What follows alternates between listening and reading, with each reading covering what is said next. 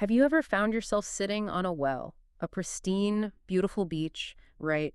The sun is shining, everyone around you is just in total bliss, and you are secretly, agonizingly wishing you were in a hotel room solving a complex spreadsheet. Oh, yeah, or maybe debugging a piece of code. Exactly. Welcome to the deep dive.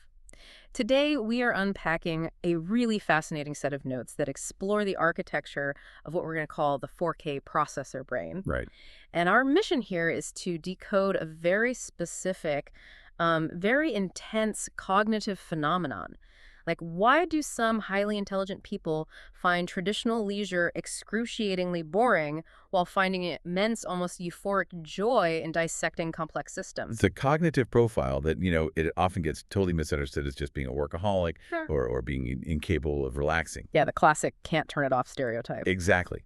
But the source material we're looking at today frames it entirely differently. Mm. And to get to the bottom of it, we first have to dismantle a fundamental argument presented in the initial notes. Right, the false dichotomy. Yeah, the premise sets up this massive triad in humanity, Oh. suggesting a strict black and white split. Like you are either a passive tourist, which is, a consumer, or you are an active builder, an explorer. And right out of the gate, that just feels wrong. I mean, the idea that human beings are neatly divided into those who just want to passively absorb sensory stimulation and those who exist solely to solve complex problems, it completely ignores basic human biology. It really does. Every human brain, regardless of its processing speed, requires a dynamic balance between consumption and building just to maintain a baseline psychological state. So it's not one or the other. No, not at all. If we look at the physiological mechanisms at play, we can actually see why both states are biologically mandatory. Pure consumption, like sitting on that beach, eating a fantastic meal, taking a hot shower, these activities trigger a very specific cascade in the parasympathetic nervous system. They drop circulating cortisol levels, right? Precisely. The biological signal being sent to the brain is the environment is secure, we have surplus calories, you can power down the vigilance networks. That produces a rush of dopamine and serotonin as the biochemistry of safety. But safety isn't enough to sustain a human mind long term. I mean, if you just leave a brain in that state of pure consumption, it starts to atrophy. Right, it craves friction. Exactly. And that's where the building side of the equation comes in. Engaging in a complex task, building a system, pushing your skills to the absolute limit until you achieve a state of flow that generates a completely different neurochemical cocktail. You get endorphins, you get anandamide. Yeah, and it wards off psychic entropy, which is that creeping existential dread of pointlessness. So we need the dopamine of the secure consumer and the endorphin rush of the active builder. So to truly understand this hyper-specific 4K processor brain, the one that wants to do math on the beach, we first need to establish how a typical healthy brain extracts both consumption and building value from everyday activities. We have to prove that consuming and building are intertwined in the real world. Right. And the source material uses travel as the perfect baseline example. The initial flawed argument just dismisses travel as purely passive tourism. Yeah. The stereotype is that you're just moving your physical body to a new coordinate on the map, eating some Michelin-starred food, staring at the architecture, and just waiting for the dopamine to wash over you. But anyone who has actually traveled knows that is a massive oversimplification. It really is. Travel is, at its core, a high-stakes logistics puzzle. The notes refer to this as cognitive pioneering. When you step off a plane in a foreign country, you aren't just absorbing sights. Your brain is immediately thrust into active system building. You're doing math. Yeah. You are calculating currency exchange rates on the fly to understand purchasing parity. You are trying to negotiate an outcome across a severe language barrier, reading micro-expressions in body language to compensate for the lack of verbal syntax. Think about standing in a train station in a city like Tokyo or Paris. You're staring at a transit map that looks like a bowl of multicolored spaghetti. Oh, totally overwhelming. Right. Your brain is running pathfinding algorithms. You are calculating transfer times, weighing the probability of delays, factoring in the physical distance between platforms. You are project managing your own survival and movement. And beyond the raw logistics, there is deep intellectual engagement for those who seek it. The notes point out that when an intellectually active mind visits an ancient European city, the brain automatically begins reverse engineering the urban planning. They don't just see old stone buildings. No, they see the concentric ring roads and deduce how the city's walls expanded century by century to protect against specific historical siege tactics. They see the layout of the plazas and build a mental model of medieval commerce and the flow of agricultural goods. Which means travel isn't just moving through physical space, it's iterating your mental models. You are consuming the beautiful scenery, yes, but you are actively constructing a historical and sociological framework. And it literally changes your brain. Yeah. The sources explicitly note that this process triggers tangible neuroplasticity. When you are mapping that foreign subway system, your hippocampus is physically synthesizing brain-derived neurotrophic factor, or BDNF. Which is like Miracle-Gro for the brain. Exactly. It's a protein that literally encourages the growth and differentiation of new neurons and synapses. You are building neural infrastructure while consuming the experience of travel. That intertwining of consumption and building maps perfectly onto our professional lives as well.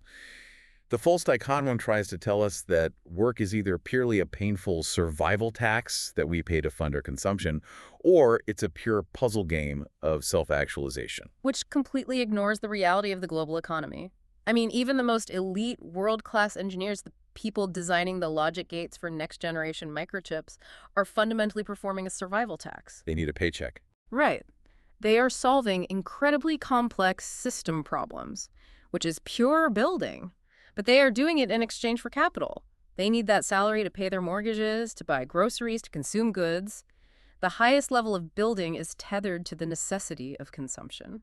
And if we look at the other end of the spectrum, the most mundane, repetitive jobs, we find that human beings naturally try to inject building into the drudgery. The sources provide a really elegant framework for this called metacognitive restructuring. Okay, let's visualize that for a second. You're given a massively boring task. You have a spreadsheet with, say, 5,000 rows of unformatted data, and your boss tells you to manually clean it up, categorize it, and re-enter it into a new database. Pure survival tax. It's manual labor for the line. Yeah. But a brain that needs to build will look at that spreadsheet and just refuse to accept the physical drudgery. Instead of just doing the data entry, they will execute a metacognitive pivot. They turned into a game. They tell themselves, I am not going to do this task. I am going to build a machine to do this task. They will spend the first 3 hours learning the syntax of Python or a complex Excel macro language. They write a script. They use regular expressions to parse the messy text. They build conditional logic loops to categorize the data, and they automate the entire pipeline. And suddenly, the task goes from taking 3 days of manual labor to taking 3 seconds of compute time. They turned a purely draining, consumptive task into a constructive architectural puzzle. By restructuring how they thought about the goal, they fed their brain's demand for high-level problem solving. So the baseline is established. Normal activities naturally contain both passive consumption and active building. But this forces us to address the central mystery of the notes. Because if everyday activities like travel and work can inherently possess this puzzle-solving, building aspect, why does the specific 4K processor brain still find travel agonizingly boring compared to, like, reading a white paper on algorithmic trading? Right. If travel has all those logistics and BDNF growth, why do they still want to flee the beach? To understand that threshold, we have to deeply analyze the central analogy of the source material. It compares this specific cognitive architecture to a high-end 4K gaming console. Okay, I love this analogy. Imagine a machine with a liquid-cooled multi-core processor, a top-of-the-line GPU, and massive amounts of RAM. It is engineered from the ground up to render hyper-realistic, multivariable environments, calculating complex physics and lighting engines at 120 frames per second. It's a beast of a machine. And the tragedy of this analogy is what happens when you force that machine to run a retro 8-bit game from the 1980s. Like Pac-Man or something. Yeah. The game only requires a fraction of a megabyte of memory. The physics are basically non-existent. The graphics are flat blocks of color. What happens to the machine? I mean, the vast majority of its computing power just sits completely idle. The thermal sensors barely register any heat. The GPU fans don't even spin up. And for a computer, idling is fine. It doesn't care. But for a biological brain, this brings us to the concept of cognitive bandwidth and the consequences of leaving it unused. Right, because when you take that 4K brain and put it on a beach, or even in a foreign city where the logistics are relatively straightforward, the stream of information coming in is fundamentally low frequency. It's just visual data. Yeah, the color of the water, the shape of a building, it's pleasant, but mathematically it's a very small file size. If the brain doesn't actively engineer a massive puzzle out of that environment, 90% of its cognitive bandwidth is just idling. And here's the physiological reality for this specific type of brain idling is not experienced as relaxation. It is experienced as psychic entropy. Wow. When those high-powered neural networks are starved of complex data to process, they begin to generate noise. It manifests as a distinct physiological anxiety. The heart rate might even elevate. The boredom isn't just a lack of interest, it's a feeling of psychological suffocation. The brain is literally screaming for a high-density data stream to latch onto. Yes. Contrast the beach with what the sources describe as the ultimate high-resolution 4K game for this brain-researching dynamic option strategies in the financial markets, or analyzing the underlying technical architectures of large language models. Let's unpack what the brain is physically doing when it engages with those systems, because it really explains the joy they feel. When this brain looks at options trading, they aren't just looking at a stock price going up or down. No, it's way deeper than that. They are running real-time, multivariable simulations. They are utilizing the Black-Scholes model, which requires calculating the complex interplay of time decay, the strike price, the risk-free interest rate, and the historical volatility of the underlying asset. It's a multidimensional physics engine in their head. And the variables are constantly shifting based on global macroeconomics. They're sitting there modeling, if the Federal Reserve signals a delay in rate cuts, causing sudden stagflation, how will that geopolitical shock impact the implied volatility, the AV of my specific iron condor spread? It's mind-boggling. They are calculating the Greek letters delta, gamma, theta, vega to understand how the price of their option derivatives will change based on the speed and acceleration of the underlying market. The data density is staggering. Every piece of global news alters the mathematical weights of the model. The puzzle is infinite, and the feedback loop is merciless and objective. You're either right or you're wrong. Exactly. The market will immediately destroy your capital if your logic is flawed, and it will reward you if your model aligns with reality. The sources also mention chatting with AI, but specifically about the concurrent code logic of a programming language like Go. They are interacting with a system that has ingested the entire corpus of human programming knowledge, and they are using it as an intellectual sparring partner to map out how memory allocation works across multiple processor threads simultaneously. That kind of interaction provides a massive, high-frequency data stream. It floods the cognitive RAM. The GPU fans finally spin up to maximum. And that's when the magic happens, right? Yeah. When that 4K processor is utilized at 100% capacity, the psychic entropy vanishes. The anxiety disappears. They enter a profound, quiet state of flow. The complexity of the problem acts as an anchor, steadying a mind that would otherwise vibrate itself apart with excess energy. Okay, so the mental capacity is satisfied, but the physical body bottlenecks the brain. We understand why sitting on a beach fails, but what happens when this brain tries to force a physical, real-world task to become a high-dimensional puzzle? Oh, this is where it gets funny. The source material offers a brilliant real-world stress test picking mulberries in an orchard. On paper, picking fruit is a perfect 8-bit game. It's a repetitive, low-frequency physical task. Yeah. But the 4K brain, desperate to avoid boredom, attempts to hack the activity using that metacognitive restructuring we talked about earlier. They try to gamify the orchard. I can completely visualize this attempt. You arrive at the orchard, you hand over your money, and instead of just wandering around, you instantly start deploying pattern recognition algorithms. You're scanning the environment. You are scanning the trees, noting the angle of the sun, and deducing that the branches facing the southern hemisphere receive higher photon saturation, accelerating the breakdown of chlorophyll and increasing the sugar content. So, more sunlight equals sweeter fruit. You're trying to build a predictive model out of a farm. Exactly. Then you calibrate your visual cortex. You aren't just looking for purple berries, you are hunting for the absolute perfect dark magenta hex code that indicates maximum ripeness. Right. Then you move from data analysis to systems optimization. You stand at the edge of the row, mentally mapping the topography of the orchard. You are calculating the most efficient physical pathfinding route. You measure your arm reach against the tree density to minimize footsteps. And then the ergonomics. Yes. You develop a specific ergonomic wrist flick technique to pluck the berry without rupturing the skin and getting purple juice all over your clothes. It is a massive expenditure of cognitive energy to elevate a simple task. But the source material delivers a brutal reality check here. It explains that despite this brilliant attempt at hacking the activity, it still inevitably fails. The psychic entropy returns, usually within minutes. Wait, really? Why? You just built a customized, optimized agricultural harvesting system. How can the brain still be bored? Because the underlying system is fundamentally low-dimensional. The mathematics governing the task are too simple. Figuring out that more sunlight equals sweeter fruit is a basic linear regression, A to B. Okay, that makes sense. For a high-bandwidth brain capable of modeling global macroeconomic volatility, solving the Bulberry puzzle takes about 3 minutes. The cognitive challenge is exhausted almost instantly. And you are scheduled to be in that orchard for 2 hours. Right, so what happens at minute 4? The puzzle downgrades from a complex optimization problem into a biological infinite loop reach. Pick, drop into basket. Reach, pick, drop into basket. Oh, man.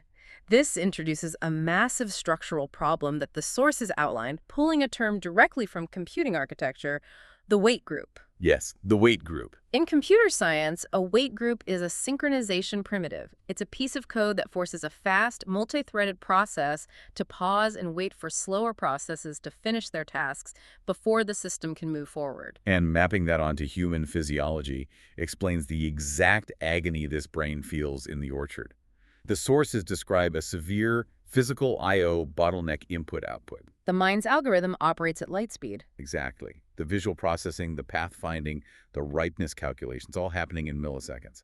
But the meat suit, the physical human body, is bound by the slow, grinding friction of physical reality. You have gravity pulling on your arm, you have lactic acid building up in your shoulder muscles, you have the physical distance you have to walk between the trees. It's exhausting in the wrong way. You have this top-tier 4K GPU pumping out instructions, but it's bottlenecked by a slow, outdated physical memory bus. The processor solves the problem instantly, but then it's trapped in a weight group, suspended in an idle state, waiting for the physical hand to actually reach out, grasp the berry, and pull it back. That constant stuttering mismatch between fast thought and slow action isn't just mildly annoying. It causes a genuine physiological frustration.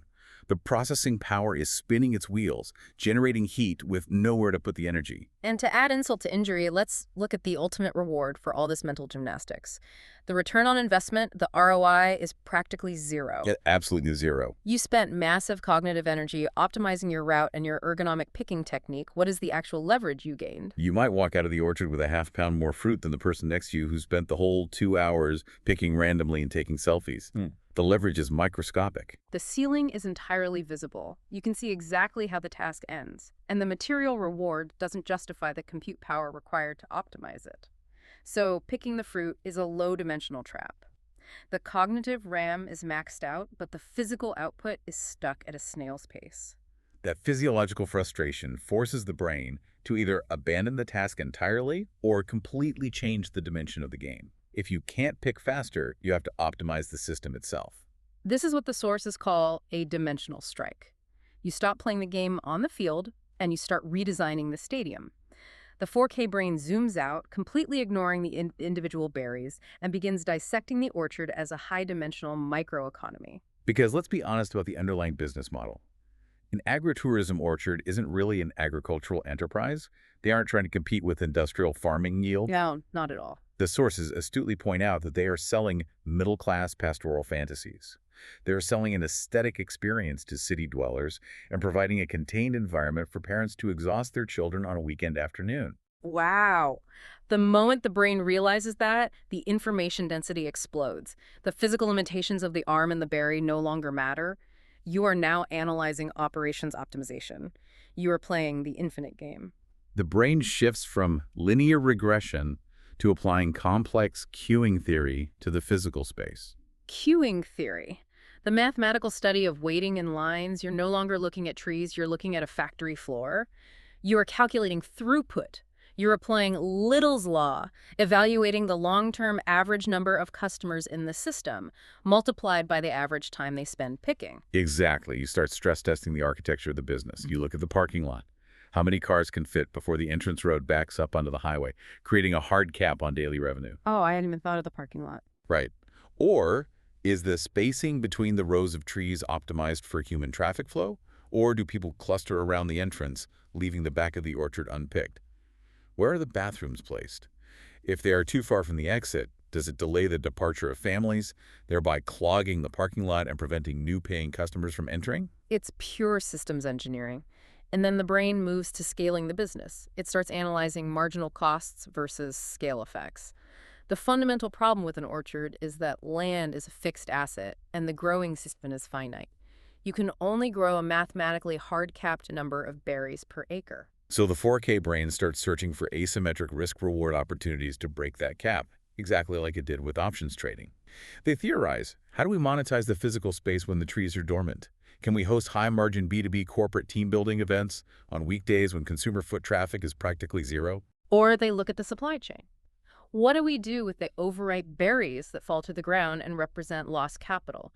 We create derivatives. We scrape the bottom of the yield, boil it down, and turn it into artisanal jam or fruit wine. That completely alters the cash flow cycle. You are taking a perishable asset with a 3-day shelf life and converting it into a luxury good with a 3-year shelf life. This systemic obsession leads to a brilliant hypothetical debate in the source material that perfectly illustrates how this brain weaponizes behavioral economics. Yes, the basket scenario. This is a masterclass in system teardowns. The notes pose a seemingly logical business pivot right now. The orchard hands out giant, cheap plastic baskets for free when you walk in. What if the orchard decides to stop giving them away and instead starts renting them out for $5 a piece to create an immediate new high-margin revenue stream? To a conventional business mind, renting a 50-cent piece of plastic for $5 sounds like incredible arbitrage. It sounds like free money. But the expert mind in the notes systematically dismantles this idea, proving it would be catastrophic for the entire microeconomy. Broke down the failure points for us. Why is the rental a trap? The first point of failure is the introduction of transaction friction. The moment you put a $5 toll gate on the basket, a significant percentage of your customers will invoke loss aversion. They will say, I'm not paying $5 for a bucket. I'll just use my hands, or I'll fill my jacket pockets. They feel nickel and dimed, so they rebel against the system. And that rebellion destroys your core metric. When they use their hands, their physical carrying capacity plummets. A customer with a basket might casually pick 3 pounds of fruit over an hour. A customer using their hands will pick a half pound, realize their hands are sticky and full, and immediately head for the exit. Oh, wow. Your average revenue per user, your ARPU, completely collapses. You chased a $5 rental fee and lost $20 in fruit sales. You sacrifice the war to win a tiny, irrelevant battle. But the second point of failure is even deeper. It involves the psychological anchoring effect, a concept made famous by behavioral economists like Kahneman and Tversky. The free basket isn't a courtesy, it's a psychological weapon. When you hand a customer a massive, cavernous, empty basket, human psychology abhors the vacuum. The sheer physical volume of the basket anchors the customer's expectation of how much they are supposed to pick. Even if they only came in wanting a quick snack, they look down at this giant bucket and think, well, if I walk up to the cash register with only a handful of berries in this massive container, I'm going to look ridiculous. I need to fill it at least halfway. Precisely. That depreciated plastic basket is a loss leader. Giving away a 50-cent piece of plastic yields $30 in marginal profit because it subverts the user's conscious intent and tricks them into maximizing their harvest. Putting a rental fee on the basket makes the customer hyper-aware of the transaction, shattering the psychological anchor. And the third point of failure brings us back to queuing theory. If you rent the baskets, you create catastrophic system bottlenecks. By renting the baskets, you change them from an expendable asset to a trackable liability. You destroy your entrance and exit throughput. Now, you need a complex point-of-sale system just to handle the rentals. You have to take deposits to ensure the baskets aren't stolen. It's an operational nightmare. When the customer leaves, you need dedicated staff to inspect the baskets for damage, manually clean them, process the return of the deposit, and restock them. You've created a massive, labor-intensive traffic jam at the gate to process $5 transactions, while your actual product, the high-margin berries, are rotting on the branches because people aren't inside picking them. It's a total architectural failure. So the 4K brain correctly identifies that charging for basic baskets is a system downgrade. But they don't stop at identifying the problem. The sources offer an elegant, high-dimensional solution to optimize revenue without breaking the system. Tiered pricing combined with specialized tooling. This is where the long pole picker comes in. Exactly. You keep the basic giant baskets completely free. You maintain your high throughput, you eliminate transaction friction at the gate, and you preserve the psychological anchoring effect. But you introduce a specialized piece of hardware, a telescopic long pole picker with a gentle claw at the end, and you rent that tool out for $20. Because the dynamics of an orchard dictate that the biggest, sweetest, most desirable fruit is always at the absolute top of the canopy, completely out of reach of the average human standing on the ground. By offering the long pole picker, you are unlocking what the sources call sleeping assets. That premium fruit was literally going to rot, fall to the ground, and become a total loss because no one had the physical capability to reach it. You've injected new liquidity into your system, Yeah. and you haven't clogged your main entrance throughput because only a small, highly motivated subset of your customers, the ones chasing the premium experience, will stipe to rent the pole. It's elegant. It's a targeted, high-leverage solution that extracts maximum value from the environment without degrading the baseline user experience. When you lay it out like that, it perfectly illustrates the central thesis. The physical act of picking the berry is a dead-end 8-bit game, but optimizing the business model is a living, breathing algorithm. It requires balancing psychology, logistics, capital flow, and physical space. And this intense obsession with systemic leverage perfectly explains how this specific type of brain processes all information in the real world. For the 4K processor, not all facts are created equal. They assign value to information based entirely on its structural utility. Which brings us to a fascinating contrast highlighted in the notes. It's a comparison of two objective facts about the world and how wildly different the 4K brain reacts to them. Okay, let's hear it. On one hand, we have the experience of witnessing IV crush in the stock market. On the other hand, we have learning a strict cultural rule. You cannot eat food while walking on the street in Japan. Both are facts. Both accurately describe how a specific environment operates. But the sources state that analyzing Ivy Crush brings this brain immense joy and satisfaction, while navigating the Japanese street food rule induces pure, agonizing boredom. We need to dissect the structural difference in the logic behind those facts. Let's start by demystifying Ivy Crush. To understand Ivy Crush, we have to look at the mechanics of the options market. Fisk-Gray stands for implied volatility. It is essentially a mathematical measurement of fear and uncertainty. Fear and uncertainty. Yeah. When a major binary event is approaching, let's say a massive tech company is about to release its quarterly earnings report, or the FDA is about to rule on a new drug, uncertainty is at its absolute peak. No one knows if the stock's going to rocket up 20% or crash 20%. So the market braces for impact, and that bracing costs money. Exactly. The options market prices in a massive risk premium. Because the expected volatility is so high, the cost to buy an option contract skyrockets. The Black-Scholes model mathematically inflates the premium because the probability of a massive price swing is statistically elevated. But then, the event happens. The earnings report is published, the FDA makes its ruling. The very second that news hits the wire, the uncertainty vanishes. The future is no longer a probability distribution. It is a known, objective reality. And because the uncertainty is gone, that massive risk premium evaporates instantly. The implied volatility collapses in on itself. That mathematical collapse is IV crush. And why does the 4K brain find that beautiful? Because it is algorithmic logic manifesting in reality. The crush isn't a random accident. It isn't a human whim. It is the inevitable, elegant mathematical result of the system functioning exactly as it was designed to. Contrast that algorithmic beauty with the Japanese street food rule. If you are walking on the street, do not eat your food. The sources define this as a hard-coded rule. It is entirely flat. It is arbitrary. It requires absolutely zero processing power to comprehend. You don't have to calculate probabilities. You don't have to model risk. You just have to rote memorize a binary state. Street equals no food. It's like a basic if-then statement in a beginner's coding tutorial. But the disdain isn't just about the lack of mathematical beauty, right? It's about what the brain can actually do with the information. It's entirely about leverage and arbitrage. Understanding the complex mechanics of 5e Crush allows the builder brain to actively extract wealth from the system. If they understand the math, they can construct a complex option strategy the sources specifically mention in Iron Condor.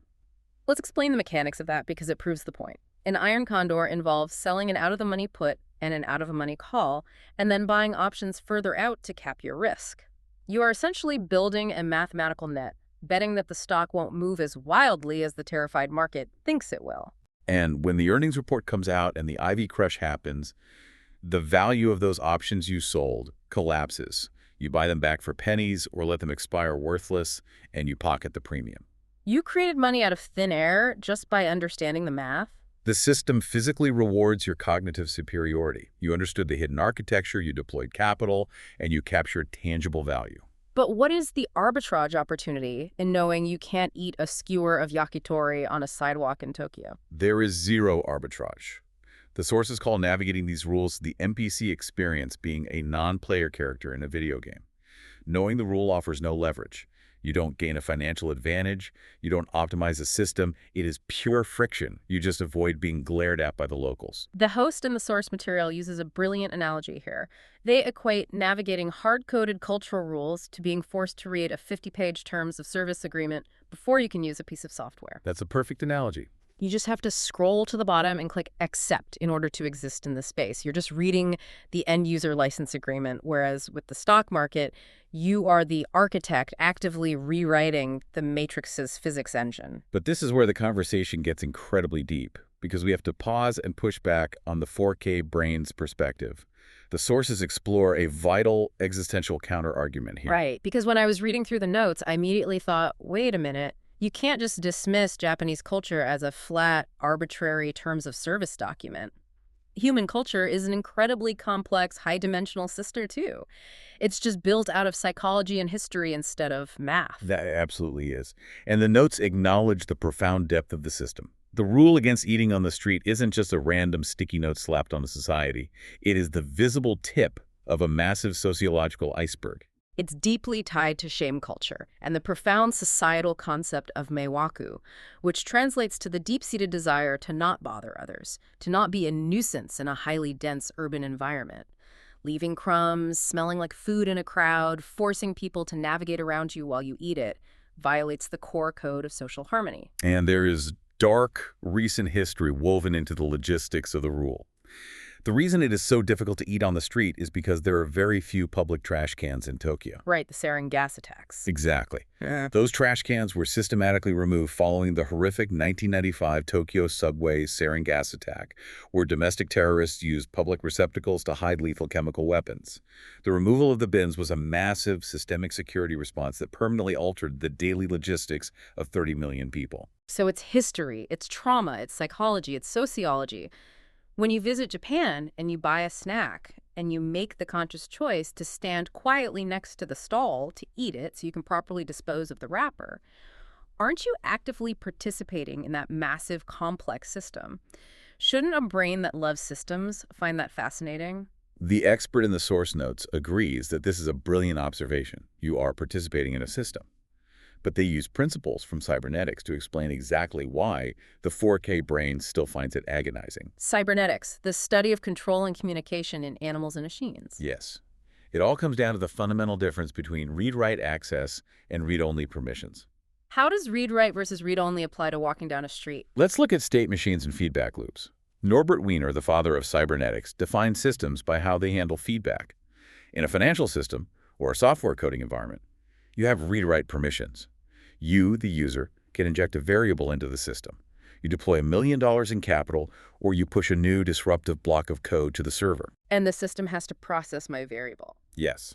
The system ingests your variable, calculates it, and gives you a non-linearly amplified result. And the feedback is instantaneous and aggressive. The candlestick charts on your terminal jump wildly. The compiler throws a cascade of red air logs. You are in a dynamic conversation with the system. You act, it reacts, you adjust. But a cultural system operates on a completely different cybernetic mandate. The expert explains that human culture is a homeostatic system. In cybernetics, a homeostatic system's entire evolutionary goal is to maintain internal equilibrium. Its primary function is to suppress deviations and eliminate noise. Like a thermostat, right. A thermostat is a homeostatic system. If the room gets too hot, it kicks on the AC to force the temperature back to the baseline. Exactly. So what happens when you participate in the cultural system by putting your food away and not eating on the street? You are experiencing a passive downgrade.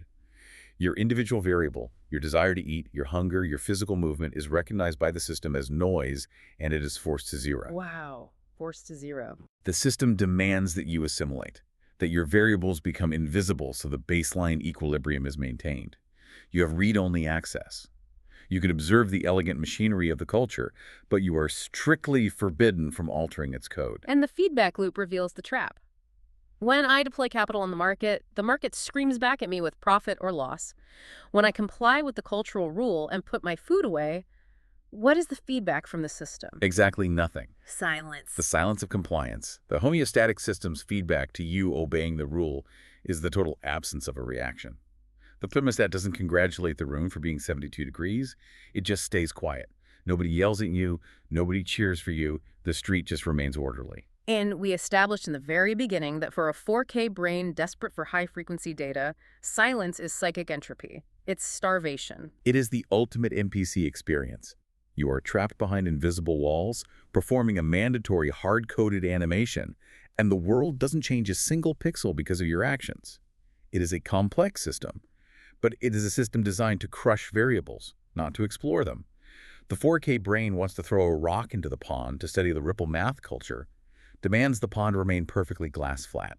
So if culture is too messy, too homeostatic, and too restrictive for this type of mind to truly enjoy what is the ultimate standard, if they reject the rules of society as arbitrary noise, what kind of information is the holy grail for a 4K processor brain? The sources define it as the relentless search for first principles with universal explanatory power.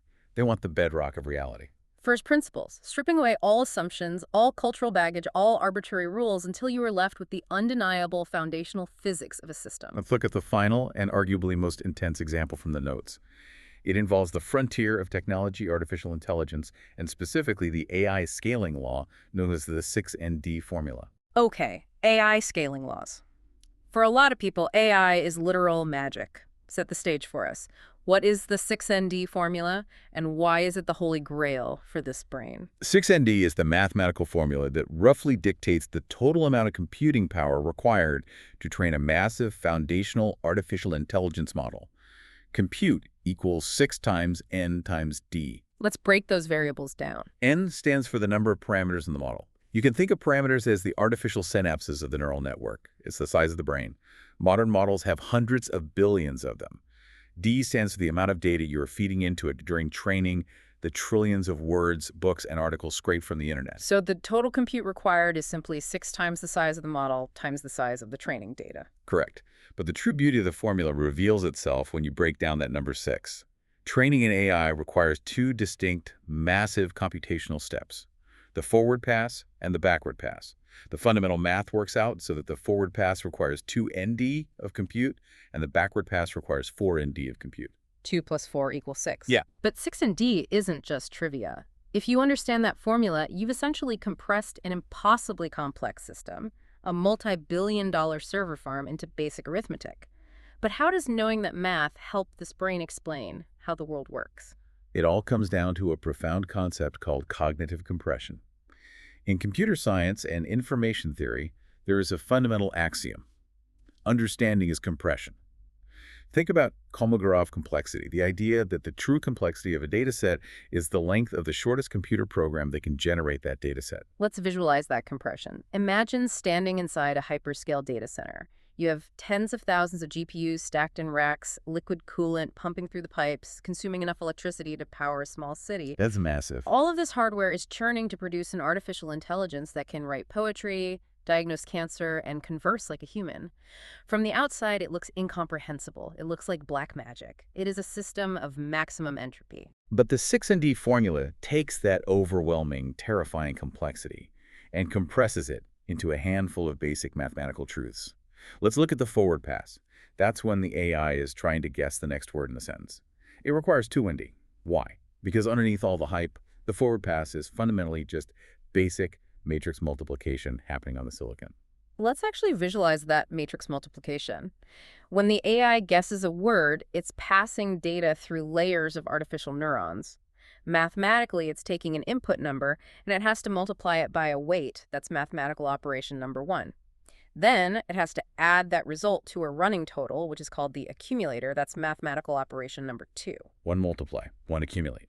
2 floating point operations, 2 FLOPs. That is the physical reality of the silicon gate opening and closing. That is your 2 ND. Wow. And the backward pass, that's where the actual learning happens, right? When the AI realizes it guessed the wrong word, and it has to adjust its internal weights to be smarter next time. That's the 4ND. And again, it strips away the magic. The backward pass, the learning, is just an algorithm called backpropagation. And backpropagation is literally just the chain rule from high school calculus. Really? Just the chain rule? Yes, the AI has to calculate the gradient, the angle of the air for the weights, and it has to calculate the gradient for the activation values. Each of those calculus operations requires roughly 2 FLOPs. 2 plus 2 is 4. That is your 4ND. So the satisfaction isn't in the math itself. I mean, 2 plus 4 equals 6 is trivial arithmetic. The satisfaction is what the expert in the notes calls the zipper effect, though I think it's even deeper than a zipper. It's more like finding the base physics engine of reality. I like that analogy. You stop looking at the rendering of the individual leaves on the trees and you look at the single line of collision code that governs all of them. The complexity collapses into a single, undeniable rule. On one side, you have this top-down empirical mystery. Why do AI models seemingly gain magical new abilities when we make them larger? It's an observation, but it lacks a mechanistic anchor. On the other side, you have bottom-up, undeniable mathematical axioms. Matrix multiplication requires 2 physical operations. Chain rule gradients require 4 physical operations. 2 plus 4 is 6. And when you lock those two sides together, there is no black box left. The empirical mystery is perfectly anchored to the fundamental mathematics. The massive, intimidating AI server farm is just doing basic, undeniable arithmetic billions of times over. The magic is just math at scale. That is profound. It takes this giant existential concept and folds it neatly into a tiny, structurally flawless box. It is the ultimate act of entropy reduction. And this connects back to an analogy the expert uses in the source text, E equals mc squared. Energy equals mass times the speed of light squared. Why is that the most famous equation in human history? Because it compresses the fundamental chaotic relationship of the entire physical universe into 5 alphanumeric characters. The 4K brain doesn't memorize the 6ND formula, or EMC2, because the knowledge is socially useful. It won't help them navigate a cocktail party. It won't help them read the room. They crave the knowledge because it is structurally flawless. It's the aesthetic of truth, the pure physical click of the logic falling into place. It's not about the utility of the information. It's about the pure aesthetic beauty of finding the universe's source code. The joy isn't in what you can buy with the knowledge or the social status you gain. The joy is the sudden, crystal clear understanding of the machine itself. Which perfectly synthesizes the cognitive profile of the ultimate reductionist we've been decoding today. We've spent this deep dive exploring a mind that views the world through a radically specific, high-resolution lens.